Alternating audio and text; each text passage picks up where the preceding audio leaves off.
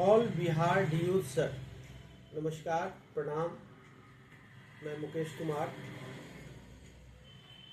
जितने भी हमारे बिहार के डीओ सर हैं, डीपीओ सर हैं, विगत 1 वर्षों का कार्यकाल आपके अंतर्गत रहा है हम लोगों का। बहुत आशाएं, अपेक्षाएं एज ए अभिभावक के रूप में हम लोगों ने आपको लिया। आपके एक आदेश पर जो जो स्थिति परिस्थिति आई है, विभाग के द्वारा जो आपको दायित्व दिया गया और उसको जो आपने हम लोगों तक दिया और हम लोगों ने 100% कार्य करने का प्रयास किया। क्या आज उसका यही सिला है? हमारे अभिभावक आप हैं और आपके तरफ से हमारे बचाव में कुछ नहीं कहा जाना क्या माना जाए, बताइए।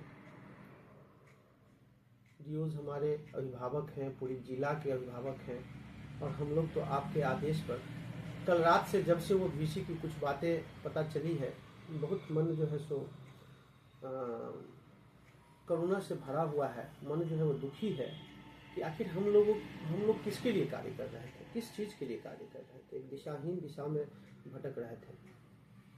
क्या क्या कार्य किए हैं वो आपसे छुपा नहीं है। सुबह 8 बजे विद्यालय के सामने खड़ा होकर फोटो खींचने से लेकर शिक्षकों की स्थिति जो विद्यालयों में थी, उपस्थिति की, आप एसीएस सर से ज़्यादा अच्छे से समझ रहे होंगे। एसीएस सर अभी विभाग में आए हैं, उनको विभाग की बहुत सारी बातें नहीं पता है। कम से कम आपके माध्यम से यह बात तो उनको जानकारी मिलनी चाहिए। और हम लोगों का, हम सारे बीपीएम डीपीएम का आग्रह है कि यह नर हत्या जो है, इसके जवाबदेह आप डीओज नहीं बने। आज जो आप लोगों को आदेशित किया गया है, मौखिक आदेश दिया गया हम लोगों की हत्या के, चाहे वो डीपीएम हो, बीपीएम हो, चाहे वो हमारे मध्याह्न भोजन के ऑपरेटर हो।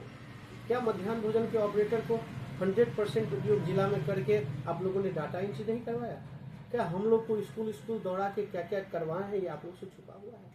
अगर आप लोग से नहीं छुपा हुआ है, आप लोग को हमारी महत्ता उपयोगिता समझ में आ रही है, तो एक पंक्ति तो सर आप बोल सकते थे ना हम लोग के पक्ष में। हमारी बहाली की प्रक्रिया जो हुई उसमें कहाँ हम हैं, बताइए? कहीं भी हैं हम बीपीएम डीपीएम? हम लोग तो एक बहाली की प्रक्रिया हुई, जिस दौड़ हुई उस दौड़ में हम लोग दौड़ते दौड़ते इस जगह तक पहुंचे। फिर आप लोगों ने जिला में दौड़ाया, जिला से ब्लॉक दौड़ाया, ब्लॉक से गांव पंचायत दौड़ाया। क्या क्या करवाया आप लोगों ने?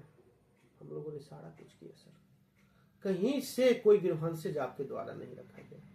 विभाग के आदेश में हम लोग को टीए था, लेकिन आज तक नहीं मिला। फिर भी हम लोग कार्य करते रहे कि एक दिन तो कोई ना कोई देखेगा, कोई देवता स्वरूप डीओ डीपीओ एसीएस आएगा जो हमारे इस मेहनत को देखेगा। लेकिन आज हम आशा किससे करें? हमारे 38 जिला के डीओ सर भी हमारे रक्षक नहीं हो पाएंगे।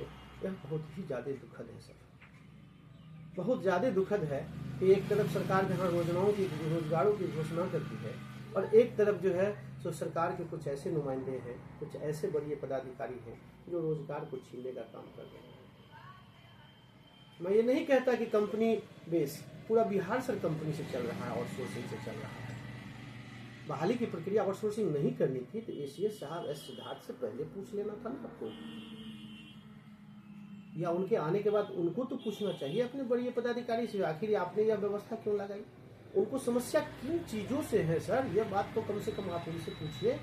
क्या उनका ब्लॉक शांति से चल रहा है, उससे उनको समस्या है? क्या ब्लॉक के कार्यों में विगत 1 वर्षों में किसी तरह की तकलीफ हुई है? या जिला का कोई ऐसा आदेश है जो आपका बीपीएम नहीं माना हो, आपका डीपीएम नहीं माना हो, आईसीटी नहीं माना हो? बताइए क्या दशा चल रही है आज की जो स्थिति है, अस्थिरता की स्थिति है। शिक्षा विभाग जो एक अस्थायी विभाग है, जिसका एक अस्थायी कार्य है, एक पूरा कैरिकुलम है सुबह से लेकर शाम तक का, क्या वो विभाग आज चल रहा है? किस हिसाब से चल रहा है सर, ये तो मुझे बताइए। आईसीटी के एस्टेब्लिशमेंट किया, 8 महीना से जो है सो आईसीटी आपका धूल फांक रहा है। कंप्यूटर का भाड़ा लगेगा, उसमें से इंस्ट्रक्टर को हटा दिए। आप लोगों ने उस समय भी नहीं कहा कि सर कंप्यूटर टीचर के और कार्य है। आप लोग सिर्फ आदेश निकला, उस आदेश पर अपना कोई मंथन नहीं, जबकि आपके पास अनुभव है, आपके पास ज्ञान है। इतने ज्ञानी हम अपने जिला की बात करें तो हमारे यहाँ जो डीपीओ है ज्ञान के सागर हैं। उनके ज्ञान के सामने कुछ नहीं है। लगता है कि एजुकेशन डिपार्टमेंट के पदाधिकारी के साथ काम कर रहे हैं। बड़ी गर्मजोशी के साथ हम लोगों ने उनका स्वागत किया। डीपीओ सर का, डीओ सर जब बोलते हैं तो लगता है कि एकदम एक एक शब्द जो है सो परिलक्षित शब्द। इतने बड़े ज्ञानी, इतने बड़े लोग, और तब इतना खराब डिसीजन। कोई उनके मतलब उनको कोई बताने वाला नहीं है, कोई बोलने वाला नहीं है सर। ये अपेक्षा हमको हमारे अभिभावक से नहीं है। पिता तुल्य अभिभावक हैं आप सभी। जितने भी हमारे नए बीपीएम हैं वो सब आपके संतान तुल्य हैं, और तब हमारे डीओ साहब कुछ नहीं बोल पा रहे हैं। तो बहुत दुखद है सर। ठीक है, एक ढांचागत व्यवस्था है कि हम आपके अगेंस्ट नहीं बोल, अगेंस्ट किसी के नहीं बोलना है, लेकिन एक सच्ची बात तो हमें रखनी है सबके सामने, समाज के सामने रखनी है कि हमारा एक ब्लॉक अस्थिर अवस्था में चल रहा है, और विगत 1 वर्षों से जो भी आपका प्रोग्राम हुआ है 100% उस पर हम लोग दौड़े हैं।